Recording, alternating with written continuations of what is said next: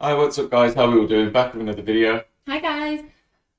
Napoleon, this is a shorter video than usual, I can't lie. But having recently watched the film and someone recommended it, I was like, yeah, let's do that because the film was, in my opinion, our opinion, a bit of a letdown. I think they did him dirty.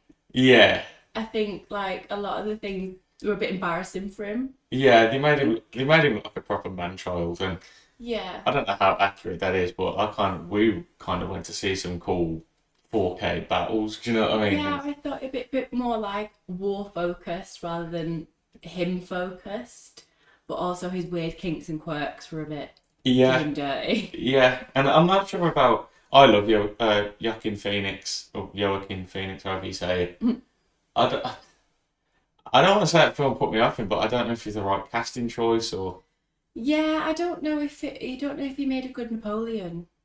Yeah, don't Or know. yeah, maybe he was a good fit for the role because it was a little bit. He just made him seem a bit like a man child. I don't know. Yeah, I don't think he would have been a good casting choice if they were made him look tougher and in battle. yeah, But yeah. It was a weird one, mm, but I like parts of the film. The yeah, battles were cool. It was just the love story was a bit meh. So we got recommended this. We thought, yeah, we'll check this out. This looks good. If you've got any requests or anything to say, just drop it in the comments, man. Like, comment, subscribe, all that good stuff. And yeah, let's get into this. It's a pretty short video. It's only 7 minutes. Let's give it a blast. Or not. Love him or hate him, Napoleon is a figure probably unrivaled in modern history. I'm going to take you some snapshot iconic moments in some of his battles. Toulon, 1793. We're down here on the Mediterranean coast of France. Here we have the young Napoleon, 24 years old, full of energy, full of zeal for the revolution, and that revolution is in danger. The city of Toulon has been occupied by French royalists. The young Napoleon is given the task of leading an assault on this important fort, which he does. The French fire at the fortress and then they storm it using infantry and ladders, and Napoleon himself leads the attack. He's stabbed in the thigh by a British soldier with a bayonet, but the attack succeeds and the British are pushed out. that is Battle of the only Pyramids, wound 1798. from that. We're I now feel like we do a lot of British losing on this channel. You noticed? I like the Yeah. videos that we do involve the British getting beat somehow, and Yeah, but we have to cover it somehow because, like we said in the last video, we don't get taught that we're the yeah, bad guys a yeah, lot in true, history. true. Um, I just feel like I'm starting to take the piss a little bit, to be honest. I didn't know. away. Sorry, I didn't know it was worth mentioning any like spoilers because of some scenes in that are from the movie. No, it'd be alright. If we record the film, cry about it, I guess. down south on the map on the southern shores of the Mediterranean in Egypt. Here we're going to be looking at Napoleon experimenting with a new formation, the divisional square, and looking at his sense of destiny. Actually, the battle took place some 9 miles away from the pyramids, but what's wrong with a bit of artistic license? He has captured the city of Alexandria, but he's now faced with a vast medieval infantry and cavalry of the Mamelukes, the soldiers of the Ottoman Turks who rule Egypt. He brings on what was called the divisional square. Each division had 3 brigades, and each brigade was formed into a square of infantry, guns at each corner, and cavalry in the middle. Now, squares were used throughout European warfare, but they're used for a very particular purpose, just to repel cavalry. So he's adapting the square, making it a combined arms formation, and using it offensively, not defensively. He moves south in this formation towards the enemy, supported by the gunfire of his ships. The Mamelukes attack, and superior French firepower murders them. They retreat, some of them try to cross the Nile and are drowned, and the French are left in possession of the field. It's so Austerlitz, strange that 1805. someone uses the word murder. We are in war. here Yeah, in what's now yeah. the Czech Republic. Here we're going to look at Napoleon prepared to take risks that could be fatal, but also as a master of deception, luring his enemies into a trap from which they can't See, escape. this is one of the films. I was going to say this is one of the battles that they did cover in the film, which was great. The battle scenes were fantastic. Yeah, they were. I just wish Yeah, there they were was brilliant. more. Yeah, Because didn't obviously I think you were saying afterwards out of all he did so many battles that he was in, and we just thought we'd see more known yeah. ones. I think spoiler alert, I think you see 3 battles. You see the first one we've mentioned there, you see Austerlitz, and you see the Battle of Waterloo, but it's kind of watered down quite a lot. So, I don't know, but apparently there's a director's cut.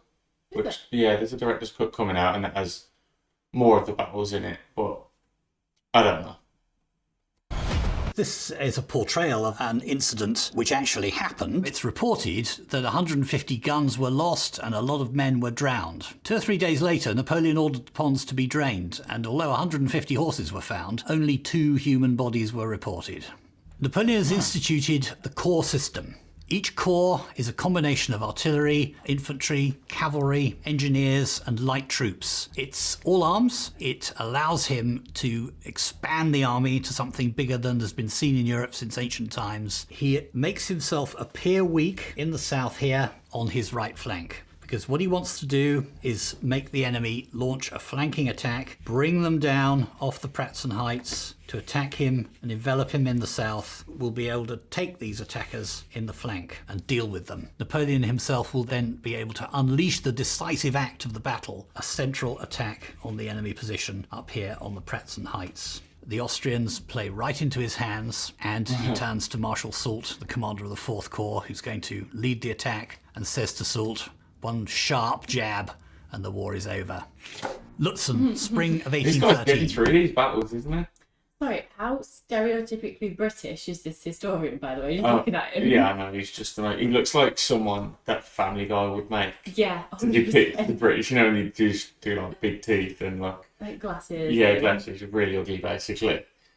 We are We at mean- Lutzen, No, not his, but I mean, southern like, part of Germany. Not his. Here we're going to be looking at Napoleon making and implementing decisions far more rapidly than his opponents can do, and we're going to see him inspiring and leading the troops personally and bringing that magnetism to bear on the battlefield. What Lutzen gives us is a glimpse of Napoleon's powers of analysis and decision making. Napoleon, after all his years in the field, is What a now picture. a master at this. What unfolds how at he's Lutzen? portrayed, isn't Well, he? it's what's called a meeting engagement. And a meeting engagement occurs when 2 bodies of troops are moving towards each other, but they don't know very much about each other. And unexpectedly, they collide. And victory will go to the side that most speedily and most effectively takes advantage of the chaos. Napoleon himself rides to the sound of the guns. Morale is pretty shaky, but his appearance works magic. The troops see him and somehow they know that everything will be okay. And those cries so dreaded by his enemies on the battlefield begin to rise. Vive l'Empereur! Not only does he inspire the troops, but he actually takes charge of them, leads them to the counterattack, exposing himself to enemy fire. And it's said that this is the day of his career, more than any other, when he was in most danger of being killed. Waterloo, you said, I would have loved to 1815. have seen that. Yeah, that would have been a good one to Yeah, see. that would have been great. I love when, like, obviously, I think he's one of the few, like, historical leaders in armies that he's there on the front line, like, with everyone getting involved. I feel like we watch a lot of stuff, and the people that are in command are sat in their tent, Yeah. like in history things, like Yeah. telling their army where they want them to go, and he's like there at the front with them. Yeah. Well, in this time period, usually like the leader was like on a hillside with cavalry, Yeah, like, you know, commanding from there. yeah, But as you said, that was one of the few occasions where he actually come down and joined in the battle. yeah. But it's good that he did do that. Yeah, of course. Obviously, it's seeing Napoleon is on your side is absolutely great for morale. Having the emperor there with you, rather than just a general or a lieutenant or whatever. But yeah, let's crack on. We are at Waterloo in what's now Belgium, and it's just to the south of Brussels. Here's Napoleon at the end of his career. He's older, he's tired, he's suffering the pains of duodenal cancer. He nearly carries the day, but in the end, he's caught in his own trap. You're like a demon then. Yeah. Well, here we've got some great footage of the use of squares. We talked about squares earlier in Egypt, and here's the defensive use of squares by the British Army against that massed cavalry. Ridley Scott's used enough people in it to give you the sense of being there, which too many TV programmes just don't do. The powers of Europe have declared war not on France, but on him, and they're closing in. Napoleon organises a proper combined arms attack which captures the farm of Les Haye-Sainte. It means that the French can bring their artillery right up close, blast a hole in the British centre, and then plough through it. But at this critical moment, the Prussians are appearing on the French right. Napoleon has to detach part of the Garde Corps to stop them. Once the Haye-Sainte is taken, the critical moment has arrived. The Guard, weakened as it is committed. It's stopped dead. The Prussians break through on his right flank, and Napoleon is caught in his own trap of a flanking attack. Napoleon leaves the field of battle, tries to rally the army at Philippeville, but is not able to do so.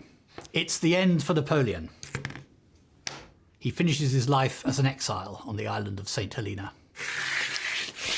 We've been focusing on Napoleon and his prowess on the battlefield. He did, however, leave a considerable legacy. He reshaped armies through his corps system and through his staff system that have largely endured to the present day. To this day, he is still an iconic figure. If that were not so, then Ridley Scott would not have invested as he has done in making this movie. He is mad though, considering like all of Europe had to team up to take him down. Yeah. Like he was just fighting everyone, man. And as if that wasn't enough, he was fighting Egypt as well. I know a few years before Europe, but like fighting Egypt, straight into Italy, straight into Russia.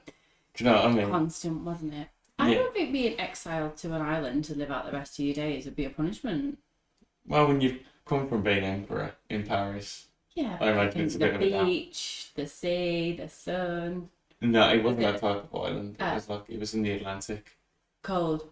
I don't know if it's cold, but it weren't. Not a tropical. It wasn't a tropical Caribbean island. No, it was one of the parts of the Caribbean ones for sure. Oh, maybe not then. Okay, Yeah. take it back. Yeah, I'm sorry that video was so short. It's just that I was going to watch it anyway, and then I thought, maybe anyone would be interested in seeing it on YouTube. I know it was requested, but I thought I didn't know if you guys would be interested in a 7-minute video.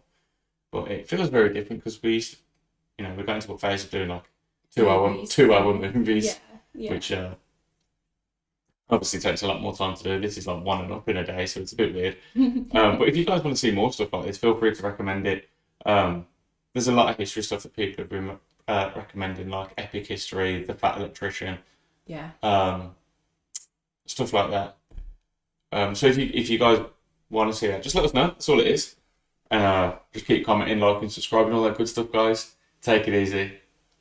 And we'll see you next time. Sorry, I kind of cut you out of all that conversation. Yeah. It's like, it's listen. Yeah, sorry. Take it easy, guys. Bye.